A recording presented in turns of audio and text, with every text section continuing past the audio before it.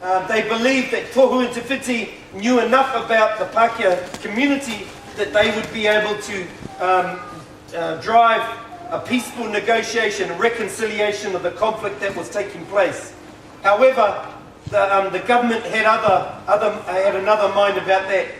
So once they had attacked and destroyed Waireka, the HMS Niger carried around the coast and anchored off the coast from Warea and bombarded Warea for 48 hours with its cannons. So its cannons were pounded Warea for 2 days solid and completely destroyed all of the community buildings and the community that was there based in Warea. Luckily, as far as our korero goes, is no one was killed when it was bombarded, because as soon as the ship came off coast, the people retreated inland using that same strategy that they knew. About 5 days later, after it had been bombarded, the troops that were based in Waitara, half of them came south, and they completely destroyed all of the crops that were in Warea. Now, in March, we know what happens in March. Those of you who are gardeners, what's happening with our crops in March? Harvesting time. So the crops were all there ready to be harvested. They came through and they destroyed all the wheat.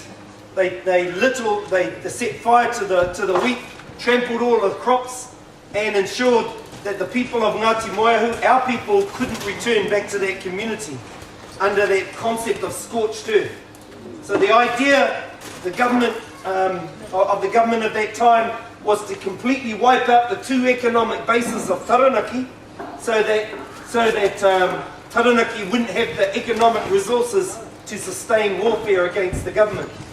And so the war began on the 17th of March 1860. It carried on through until almost a year. They negotiated peace. However, war broke out a very short while after that, and that carried on. There was 9 years of war directly with the government, and then from that point, 21 years, another 21 years of conflict with the Crown that was associated with Parihaka. What happened to Tohu and Te Whiti? Well, when Warea was bombarded, they moved inland, and they immediately set up another community just inland from Warea at a place called Ngā Kumikumi, which is on the banks of the Te Ika Pārua. And they started doing what they knew. They didn't put up palisades and that protection from war. They left an open community and they started cultivating crops. They lived there in peace from 1860 to the beginning of 1865. For almost 5 years, they lived in that area in peace. However, when the government in 1863 passed legislation called the West Coast Settlement Act, which is almost word for word from the Irish Suppression of Rebellion Act of the Irish, which was used to confiscate land of the Irish. They took it almost word for word and implemented it within the Taranaki region. So the government, because they deemed that Taranaki had rebelled against the Crown, even though the Crown had instigated the war, they confiscated land of Taranaki. How much land did they confiscate? 1.275 million acres were confiscated. That's the whole of Taranaki, from Moko through to Kaiwi, all the way inland. All of this area is all confiscated land. All of it was confiscated. By it being confiscated, it meant that the Crown could go wherever it wanted because it was its land. There was no reason why it couldn't go anywhere.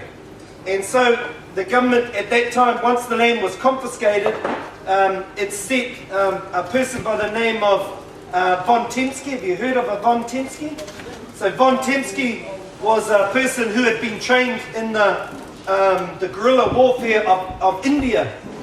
So when the British were fighting the people in India, the tactics that were used in India was very similar to guerrilla warfare that we know of today, which is don't take the enemy on what do you call it, full frontal.